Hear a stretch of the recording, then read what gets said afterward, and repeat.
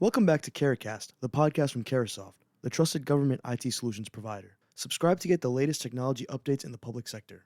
I'm Anthony Jimenez, your host from the Carasoft production team. On behalf of Carasoft and Fed Insider, we would like to welcome you to today's podcast, focused around assessing the impact of AI. Rita Gass, CTO and Innovation Officer of the City of Rancho Cordova, California, Ajay Gupta, Chief Digital Transformation Officer of the California Department of Motor Vehicles, Hong Se, CIO, City of Roseville, California, will discuss how and why AI should be used to improve operations, even as more voices clamor for rules to govern its use. Thank you very much. This was a great experience already, and so I expect even more from our incredible guests that will be speaking in just a moment, and one actually virtually. Ajay Gupta will be joining us on the big screen in back of me, although I won't be able to actually turn around and look at him. You will be able to see him in just a moment. So this section of our conversation today is about assessing the impact of artificial intelligence. It's the topic everybody wants to discuss, and these are experts in the field. And so I'm very excited to have these ladies and gentlemen join us today and discuss what they're doing and also take some of your questions.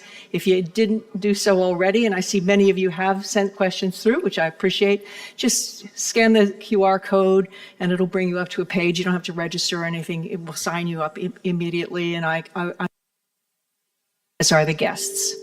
So the sudden and rapid expansion of artificial intelligence in many apps is pushing state governments to assess how and why they should use AI to improve their operations, even as more voices clamor for rules to govern its use. In California, the governor issued an executive order for agencies to study the uses and risks of generative AI ahead of potential regulations. In this session, our experts will look at how state agencies are acting on the executive order and how it may reshape constituent service delivery. So joining us today to discuss this, Hong Se. He's the Chief Information Officer from the City of Roseville, California. Se, thanks for being here today. Wonderful. Rita Gass, she's the Chief Technology Officer and Innovation Officer from Rancho Cordova, California. Rita, good to see you. Thanks for being here. You can both turn your microphones on so that you are, here, we can all. And then Ajay Gupta, who joins us virtually. He's the Digital Transformation Officer for the California Department of Motor Vehicles. Ajay, hi. Thanks very much for joining us. I hope you're with us. Okay. Can you hear me? Got it. I can hear you now. Right.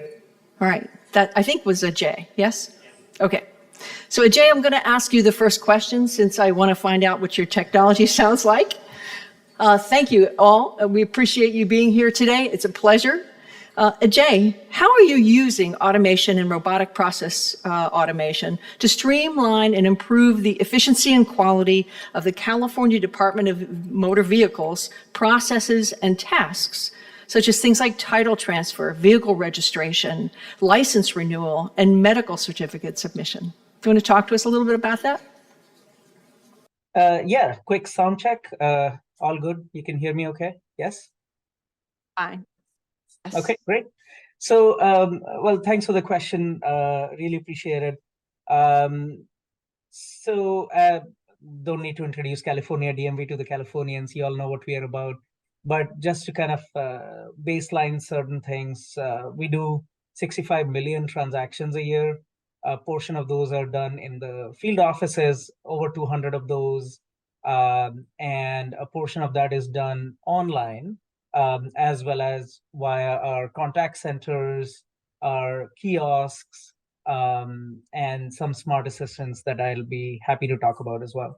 So in general, since the focus is AI for this group, so I'll try to cater the robotic process automation conversation in that particular direction. So as part of our really modernization strategy and a rapid transformation strategy at Department of Motor Vehicles, we adopted a few tactics to accelerate our transformation. Intelligent automation is one of those tactics that we deployed. We run a fairly mature automation center of excellence at the DMV with over 50 bots running optimization and automation for us in various forms, right? So if you're submitting something online, the bot will do processing for you. If you are sending us piece of paper, the bot will work with the AI technologies to process the information and then work with our legacy systems, do swivel chair to do integration. So quite a bit of use cases where we run rules, we run computer vision, machine learning, and also LLM, which is the hot topic, to really optimize our back office processes so we can provide our customers rapid and really seamless services. So some of the improvements that you may have seen where we have added more online transactions for our customers, where you can go to the field office and not have to wait too long, where you can do virtual check-ins before you get to the field office if you have to really go. Some of those technologies are all using intelligent automation in the backend. We use AI and neural net-based solutions for our intelligent document processing, since that's the topic of conversation here today. We use bots along with what we call as BPM or Web Accelerator solution to create rapid applications that do intake, document processing, payment collection, data entry, and what we call as decision augmentation, where the machine learning and AI would help with decision making, but still to avoid any bias in the decision-making process and any inefficiencies, we still have human reviews in the mix. So we call it decision augmentation, really. This has helped us to digitize a large number of vehicle and driver license services for Californians rapidly across some of these channels. So that's our field offices, our contact centers, where we use chatbots and smart assistants and Alexas, where we have web, where we use service advisors to navigate the website or to just get the answers using chatbots and such. So that's how we've tried to incorporate automation and machine learning, the buzzword being the AI, to help with our back office and customer-centric processes. Sure, everyone in the room, or just about everyone, has experienced some of those processes. So thanks very much for your background. Say, I want to turn to you as the CIO of Roseville. What are some of the current and planned AI projects in the city, and how do you align with the city's strategic goals and vision? So before I talk about what some of the initiatives that we have for projects, I want to kind of introduce that we have a strategic technology roadmaps, and our 5-year strategic technology roadmaps actually has been created almost every year for the last 14 years. So we improvise in, what we call implanted with lots of innovative ideas in there. And our technology plan is not just focused on our IT departments and also for technology-focused communities out there, but it's also closely tight-knit, integrated into the city council goals as well too. Council goal, and one of them is about safe and healthy community. How do we have an emergency response system that's actually meeting those council goals? One of our council goals is about fiscally sound city. How do we have a data-driven environment where we can help our city leadership to make smart decisions out there? Another one of our council goals is about well-planned city. How do we use digital planning tools and GIS mappings and things like that out there to make sure that we're advancing and also helping secure our infrastructures out there? So having said all that's out there, we don't have specifically call out AI on our technology roadmaps. And being a CIO, I have that on my verbal messages in every one of the publishings out there. But I want to call out a few things out there, right, that we do that are all AI related in there. Now, all of us seen it before. Typical cybersecurity. Your endpoint detection, your firewalls are telling you that you see abnormal activity, they're locking down your ports and things like that. That's the first levels of predictive AI that has been in place out there. But generative AI is based on things that are unstructured data, right? So I'll talk a little bit about our AI initiative that Jane asked the question. We're creating tons of roadway infrastructure in Roseville. Roseville has been growing from 98,000 in population when I came on board 14 years ago to today we have 162,000. To today we have 162,000. out of city that is downsizing, we're exploding like crazy. We're growing 1,500 new homes every year.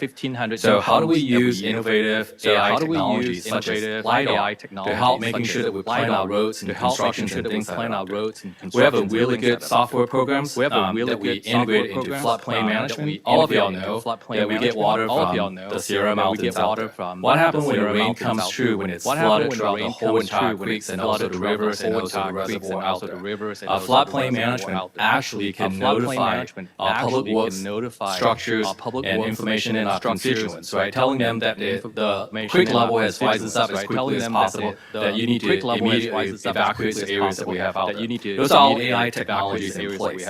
Public safety era, you guys seen it? If you're in the Bay Areas out here, during 2020 COVID timeframes when there's like mob criminal people who just flooded it into your store. Rosefield has a Galleria, high class, higher end Galleria malls out there, where people walk in and grab 10 iPhones out there and run out.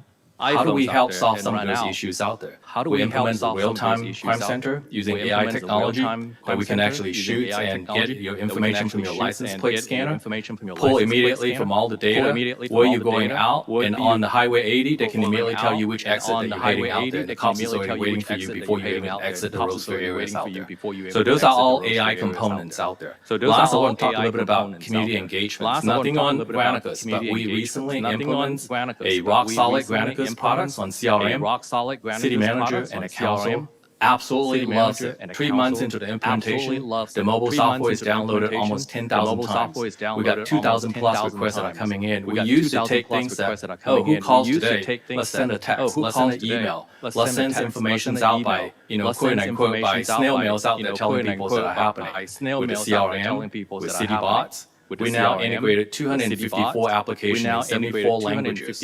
We know when a specific keywords are asked 10 times, and we know immediately which services are being able to not meet the service level expectation. We can ramp up those services immediately.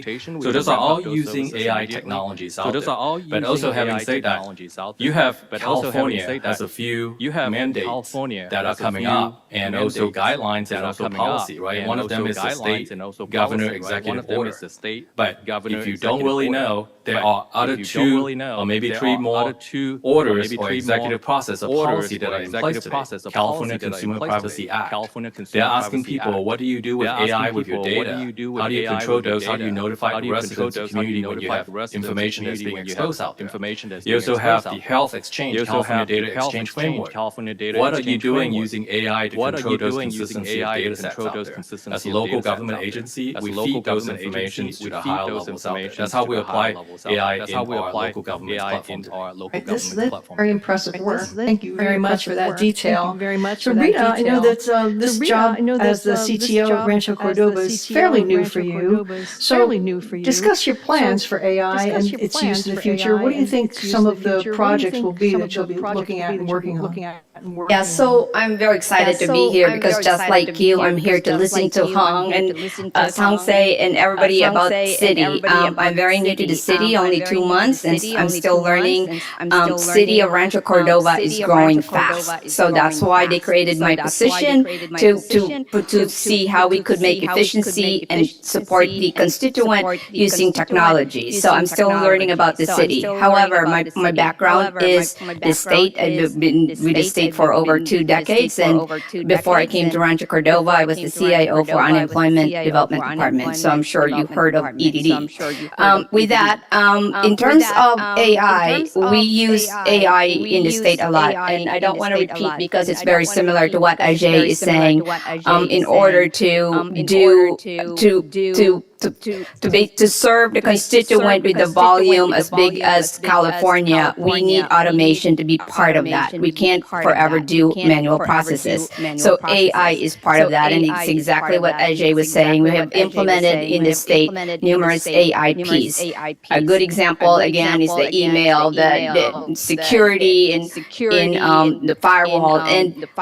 And AI has been there for a long period of time. If you recall, when we started putting spam filtering in our email, and you would call the IT help desk because you did not get your email. And so those used to be happening a lot. Now it's just a little bit because the machines have now learned what is a spam and what's not a spam, unless it's something new that deals with fraud or security. So a lot of these are machine learning. And when this first started, everybody was so concerned about it, but eventually we move on. So AI is just another piece of stuff. With the Rancho Cordova, we are a contract city. So most of our services are contracted out, and most of our applications are also software as a service. We do not have in-house custom legacy application that we have to worry about. So our focus more is partnering with the Granicas, for example, they're our website, and partnering how we can leverage in a, the way we should be in the use of AI. So that is more of our focus, is working with our vendors, because most of our applications and services are contracted out. It's a little bit different if you are an in-house development and you have to have all this stuff. But for City of Rancho, again, our focus is more on contracts and how we partner with the vendors. And it seems like even the poll that was taken in the room, were people excited about the use of AI or fearful? And the overwhelming majority answered that they're excited about. That seems to be the general attitude, especially in this room, so you would expect that, right? Thank you very much. I think those are great insights. Ajay, I want to turn back to you, because at the Department of Motor Vehicles in California, huge environment, very big state, and you've done service channels like field office revamping, contact centers, new products like Real ID and mobile driver's licenses using AI technology. Can you tell us about those process improvements? Yeah, happy to. So I didn't know that in my lifetime, at least, I use the word traditional AI, but I'm going to use that today. So we have been implementing traditional AI, and to differentiate between the traditional and the generative AI part, right? The large language models that are out there. Traditional AI, as somebody was talking in the previous conversation, that, a lot of companies are coming out and saying, well, we've been using AI forever, right? For a while. AI, if you were to break it down, is really machine learning models that are out there. And in your security posture, right? Your websites, AI is being used. In your SIM architecture, AI is being used for many, many years. The deep machine learning, right? The OCR engines that have gotten better, AI has been used. Intelligent document processing. So from that standpoint, from traditional AI standpoint, which is computer vision, machine learning, intelligent document processing, and really neural network, I think that those are some of the things that are kind of already out there and have been used. We've been using it in a safe manner for a while. And safety, right? There's the ethics of AI, and then there's the safety. The ethics is around, well, where does it make sense to use it? Where can you trust it? And the safety for us is, where can we trust the outcome of AI in terms of reduction in bias or no bias at all? Can we trust it in a deterministic fashion, like we would trust a rules engine that we all are used to in various parts of our technology implementations? So all in all, in a safe manner, across our channels like Field Office. So let's start with Field Office, some of the interesting highlighted items. So we have implemented, using artificial intelligence, real-time in-person translations. I think somebody was talking about on Zoom doing some of those translations. So imagine when the customer is in front of you, how can they talk in their language and the technician talk in their known language and be able to finish the work and not wait for a translator to show up? We serve 17 million Californians annually, right, in person. And there is all kind of, we are proud to be the diversity in terms of the languages that are there and the various ethnicities that are in California. And we are able to handle that with this particular augmentation that AI provides. Obviously, there is much to be learned there. The impreciseness is still there, but we are able to make it work really, really well for the needs that we have. We actually have dabbled with the traffic flow in our field offices using AI. So if you were to think of the Amazon Go experience, those of you who may have seen it, where you walk into the Amazon store, pick up something and walk out, a little bit more anonymized version of that, actually a lot more anonymized version of that. If you were a dot in my field office, to be able to make sure that you have an easy flow at various sections, where do you have more wait times, where is the congestion at a mass level, those are some of the things we are able to analyze at this point in time. We do a lot of document processing. So before you come to the field office, we want you to be prepared, and you can submit information. We make sure that you're prepared, you're not coming in incomplete and you have to go back. So that's done through intelligent document processing. We also have Is that a push process when you're feeding people details about what they need to bring or be prepared for? Is that a process where you push that information to people? Well, it's both push and pull. So we know our customers, as you know, who's coming up for renewal and who's interested, but also a pull from the customers who are planning to make a visit to the field office via the chatbot, the website, and even media, which is non-specific. We have been able to share how to make your visit simpler and shorter. The example is from over 30 minutes per Real ID transaction, we went down to 7 minutes. The reason for that was we cut down the time and things you need to do in the field office, because you can do a lot of it home, and you can also do a lot of it home after you're done. And so by cutting that down and creating a whole lot of self-service and automation, we're able to achieve that. We're also able to reduce repeat visits by the customers, which is a big point of frustration. I'm coming, I'm not prepared, I have to go back and come in, right? Some of those things we're able to reduce. So once again, it's the pain points issue, really, that you know, identifying them and resolving them. Thank you, Ajay. It's great information. Say, I want to go back to you. Talking about that change transformation, how do you communicate and engage with your staff about the benefits and the risks of AI? Because change obviously does create some fear. And also there's a lot of benefit on the other side of that. So how do you go through that process with your employees? I look at it in 20 years ago when I ventured into federal and state. And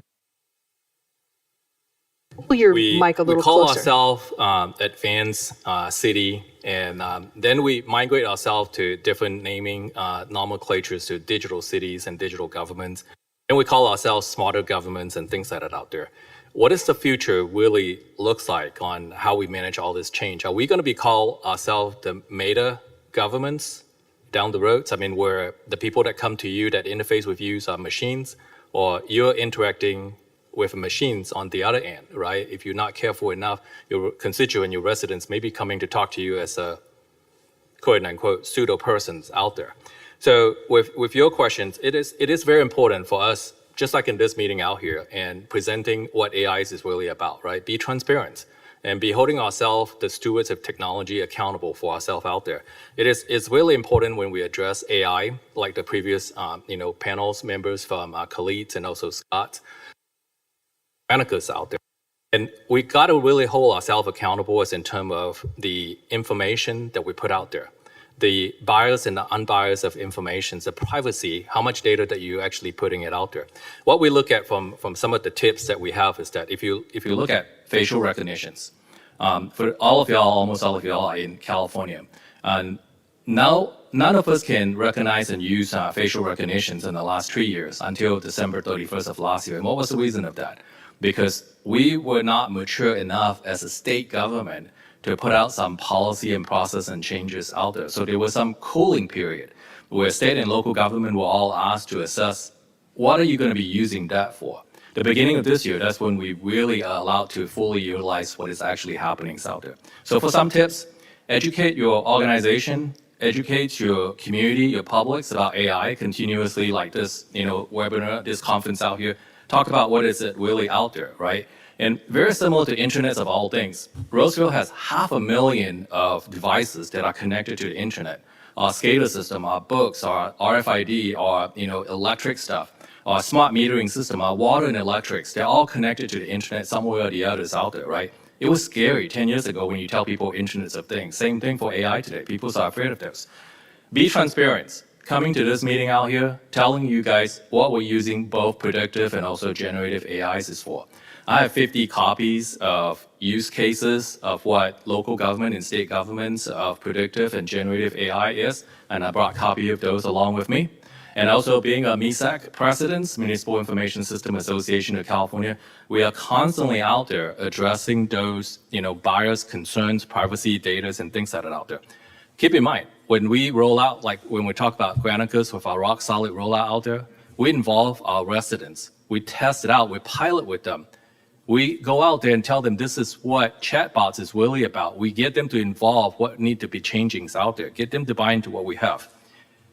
iPhones created 15 years ago. Google was created 25 years ago. It's still evolving. I'm a BlackBerry person 20-something years ago. BlackBerry was created way even before iPhones, right? But you got to embrace the change out there. We're definitely going to commit to some transparency and accountability in order to adopt some of these changes out there. I would advise you that if you are new into this, pay attention to 3 things out there. I talk about it every time in my day-to-day with my team, right?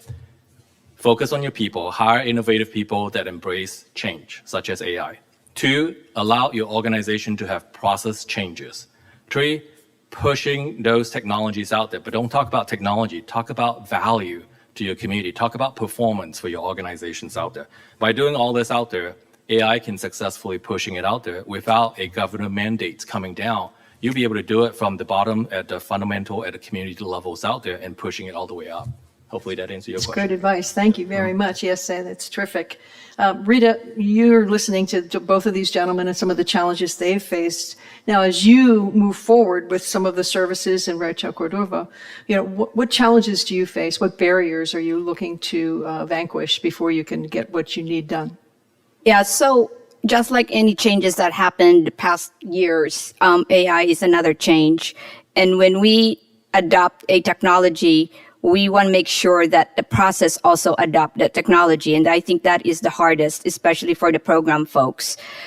Just think about digital transformation. When we all talked about digital transformation, the program, when I say program, the business users and our customers adopted it, but they never changed their process, which they did their manual process into using electronics. How did that turn out? It's a mess, right? So that's why they said, oh, my project failed because it didn't do the same thing as it's supposed to do in their mind. So I think that is the biggest challenge in say, okay, this is AI. And then we're not talking about the email AI, the ones in the background that they don't know about. It just happened to okay, we're using it. But if we are going to put ChatGPT out there, there needs to be a process change. So for example, if we are going to scan our applications, HR applications, using AI. Of course, we have to deal with equitable and all that stuff. But think about if your one of your requirements is to write an SOQ.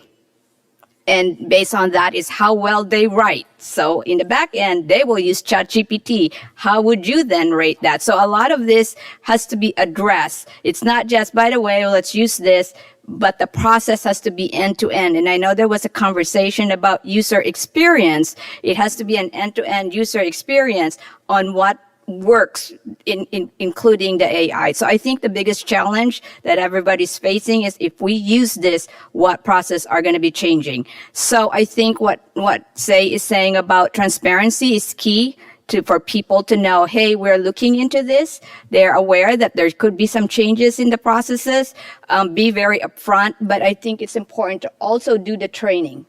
Because the training, they will understand. Just like we train them with, don't click on this because this is phishing. So finally, a lot of them are there's still that one person that's going to click on it and get yourself in trouble. But at least those are the training that we have to tell them, this is coming. We cannot stop it. So for example, if you're thinking that, the network people will stop ChatGPT, they have a phone.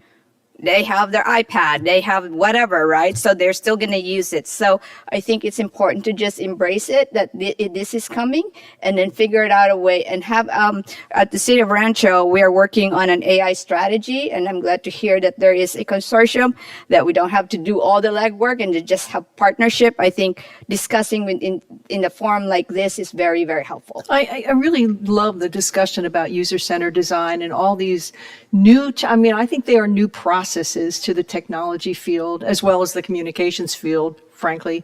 And it's really exciting to see that, because it really brings a whole new layer of possibility to everyone who's in this conversation. Thank you. Thank you very much, Rita. Jay, I want to go back to you and talk about the future a little bit. I think we're living the future in many cases, but what are the new trends and developments that you foresee in AI, and how do you prepare for that in the state of California? So in my mind, the future is here. All the things that I was thinking about last year and the year before, they're being just kind of expedited. The attention's here, everybody's interested and participating, and the awareness is getting there. To Rita's point, the training, that's needed is actually being facilitated as we speak per the governor's executive order and GovOps' initiative that's already underway. In terms of the future, in context of AI, I do believe that, at least in public sector, which is, I believe, for a good reason, is trailing and should be trailing this particular evolving industry, is more, to your point, human-centered AI, not in the same human-centered design way, but more, like I was saying previously, around decision augmentation, where the AI is helping facilitate decisions. It's not the final decision maker, which is the big fear, that's there, that inherent bias that's because of the historical data, right? AI is primarily built on historical information and all the biases that are carried forward in it. So the human-centered AI kind of contemplates the use of AI in a responsible way, where the humans are the final decision maker, but it's being augmented. Now, I also know that from the reason why it's on the forefront right now, every conversation has the generative AI piece in it, because of the access to AI is so much easier now. Previously, it required very specialized skill, very specialized tools. Now it's at your fingerprints, literally, right? The generative AI tools that are available. And with that access with that great power comes great responsibility, right? So everybody's a Spider-Man now. So how do we make sure that everybody is doing it responsibly? And some of the thoughts that have previously been shared in the previous conversation that I was listening to, I think those are valid, but the productivity tools are here. AI is here to help you. If you're not gonna, just like previously you'd go walk to the library and figure out what an algorithm did and how to learn a particular language. Now, and then you learn internet, and now if you are not using internet, you're going to be behind. If you're not using generative AI, you're going to be behind. So it's an extremely important part now, or is going to be. Now, in terms of trends, explainable AI is going to be an extremely useful tool. With deep machine learning algorithms, the explainability was lost. With some of the generative AI tools, you can actually bring it back, where you can explain the reason why certain decisions are being made, good or bad, it doesn't matter, but they're explainable, and that's extremely critical. There is also a need in the government, and there is a trend that's coming up, me working with NIST and other federal standards that are coming in the same space, is around standards to test the algorithms to avoid algorithmic bias. For example, the facial match, NIST already has algorithms out that they put in, and they match against the race and the gender and the age, how the photo matching technologies fare.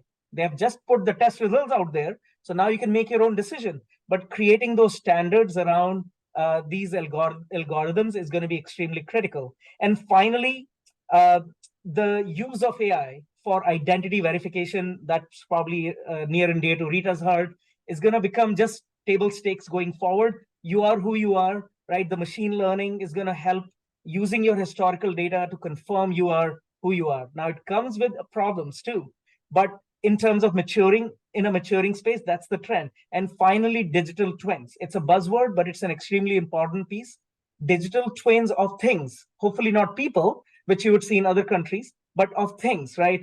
The things that you would carry physically, a digital twin of that, a mobile driver license, right, which we just released to California, is a digital twin of your driver license. A digital twin birth certificate that may be sitting on blockchain somewhere. Sutter County is taking that initiative, but those are all out there, and those are going to become extremely table stakes going forward.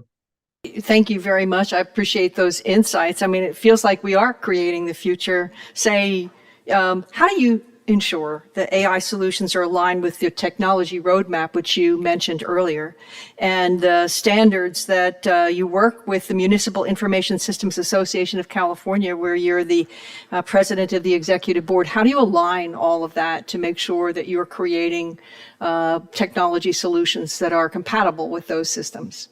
So first, before I get into it, and I want to second echoes what Rita and also Jace is saying, it's everything that we talk about in AI is out here. It's not us as a CIO or IT folks is pushing it out.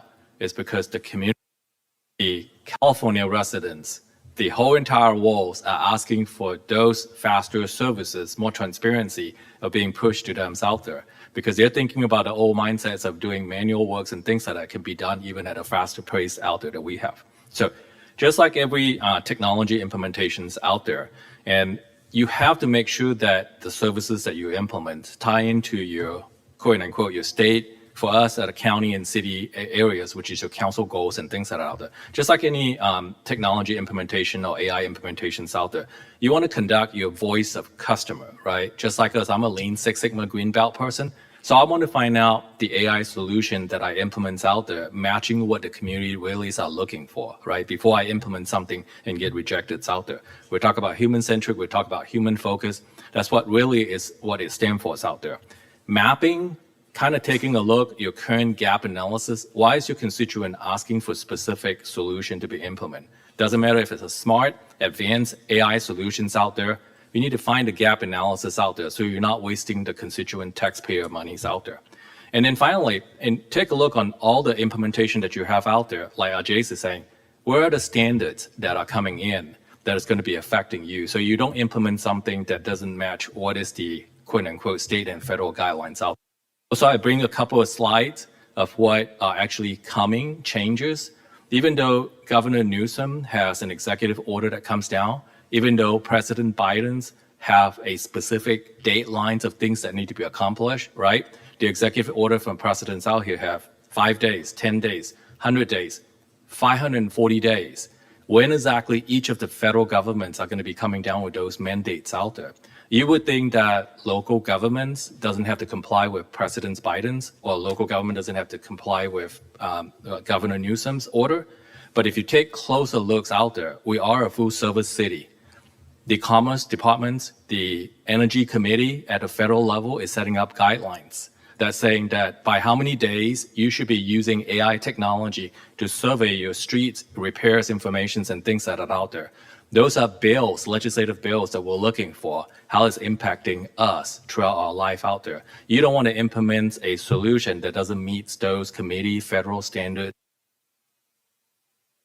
So having said all that, once you implement the systems in place, you want to make sure, like Khalid is saying in the previous panel, make sure you have performance monitoring, checking, making sure that you meet all the constituents' requirements and things that are out there. There are different type of performance monitoring. You're either using customer service model, customer surveys models, or taking a look on continuous feedback that is coming in from your websites out there. Hopefully that meets all the requirements of practices, standards from both federal and standard and also state level for you to implement a true AI solution for your community. Yeah, That's it's great advice, and I think people are definitely heeding all of those guideposts that you talk about. But certainly, Rita, your situation as you initiate new services, one of the main areas of interest will be data privacy and security. So, how are you preparing to incorporate new technological upgrades while making sure that those systems are safe and secure? Yeah, so we do have of course, our security, guidelines and policies that vendors must adhere to. And so what I encourage vendors and our partners, and for your future vendors, is make sure that they have a roadmap when you engage with a vendor, they need to have a roadmap of what their AI looks like. They need to be transparent of what that is and how is that going to affect the current service that you have. It's important because it takes time and money to move from one vendor to another if you don't feel they are, let's say, if you want to do some kind of an AI and they are slow in doing that, or they want to do something without having the documentation or does not meet your security requirements, it's important that your vendors and your departments need to collaborate in that aspect. Again, I think the idea of having a one voice for the city is a good idea that provides a big power, because there's a lot of cities compared to state. There's only 50 states, but cities are 1,000. So that's one of the things that, the collaboration with your partner vendors is very, very important in that aspects. Cybersecurity is important as well. What do you do with prompt injection in the future? When talking about the future, as we're moving towards AI and those AIs are going to be enhanced and more people are adopting it, you can be sure that there are malicious people trying to figure it out how they can use AI for fraud and cybersecurity incidents. Well, that's our next panel discussion will be cybersecurity, which is the foundation of everything, right? If it's not secure, it's really not very much of a solution. That is correct. So make sure that is part of the plan when you're implementing this. With City of Rancho, the one thing about ours is we don't have legacy systems, and because it's a contract city, we have very minimal PII data. We do have some sensitive and confidential information, but most of the information that we handle in IT are available for public records. So we are in a position to be a little bit faster to adopt some AI solutions. So that's why I welcome the vendors to meet with us and see what we could do, because we do have a lot of initiatives. Right, and do you build that into your procurements as well? When you put out a solicitation, do you build that requirement into your? Yes, definitely. It's very important that, and I challenge or suggest the vendor community to make sure you have your AI roadmap, so that when we're looking at your product, it is, sometimes we get calls, oh, by the way, we're going to implement AI, but it's very vague. And that's not what we want to do, because we do have policies, like saying we do have policies to consider. Another thing to consider in the future as well, especially with the state, we do have policies that may not be in alignment with AI. So, for example, language translation. In some state departments, they do not allow machine translation. It has to be done by a person. So those are some of the things that you can be all excited about this, but if the policy states that you have to do that, or there's a mandate to do that, until that policy changes, you really can't adopt it.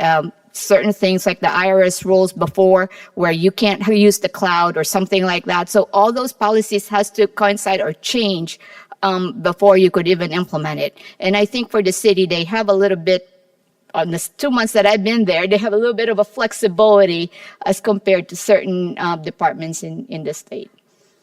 Any comments? No, we're a little bit more autonomous.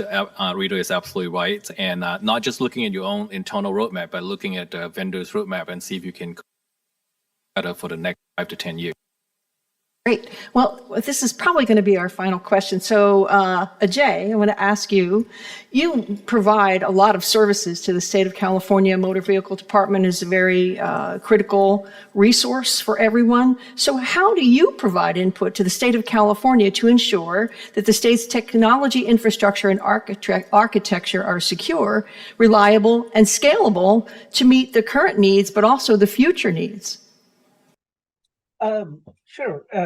So from the state standpoint, beyond what we do, making it informally available to other state departments and working closely with California Department of Technology Innovation Team and Office of Digital Innovation Teams.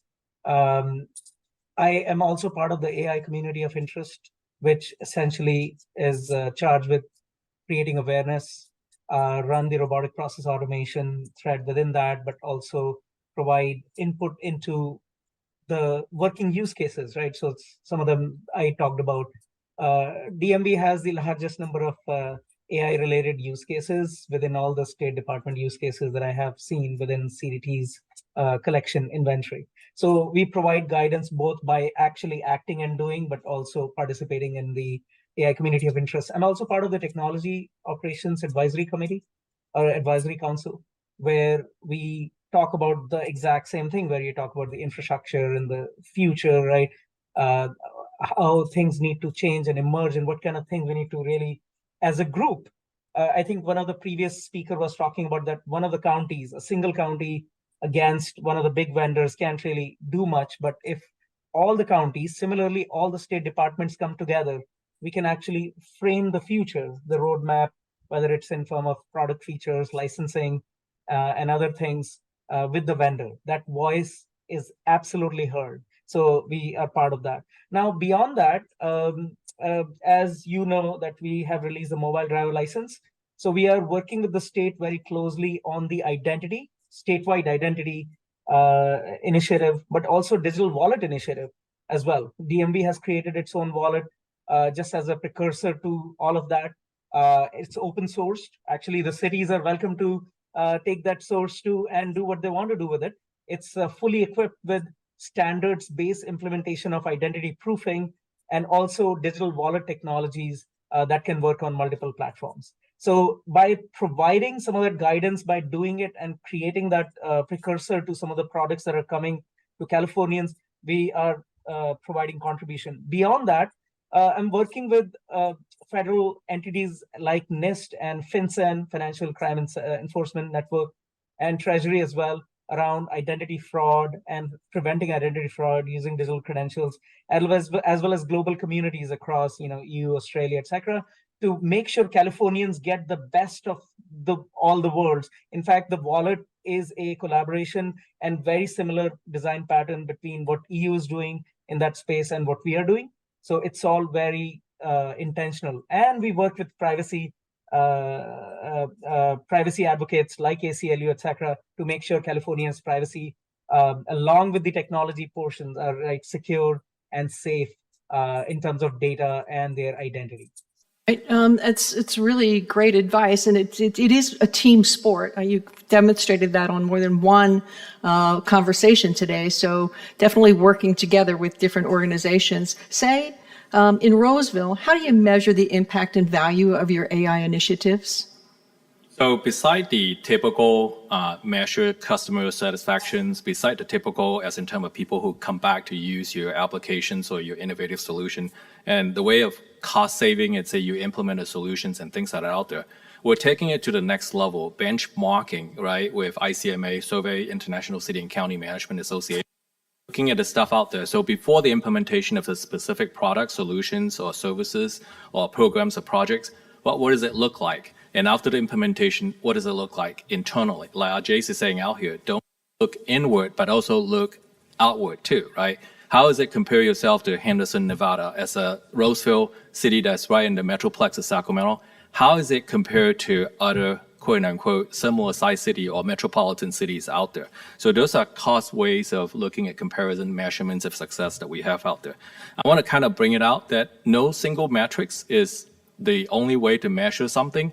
Be able to improvise certain things, right? Just like cybersecurity we talk about. It's not just about how many times you're not being hacked. It's also how well your peoples are being educated as in terms of awareness of cybersecurity topics and phishings and things that are out there. So hopefully answer your question. Yes, it does. As a matter of fact, I have one more question for Rita this time. How do you collaborate? How do you collaborate and work within your, fellow cybersecurity professionals about next steps and best practices? Yeah, being, with the state for over 2 decades, know a lot of people, and I'm really excited being part of the city family now because there's a more collaboration, understanding what's new and all that stuff. But again, communication is key to everything that we're doing. We, like Say was saying, we can't do this by ourselves. The community has to do this.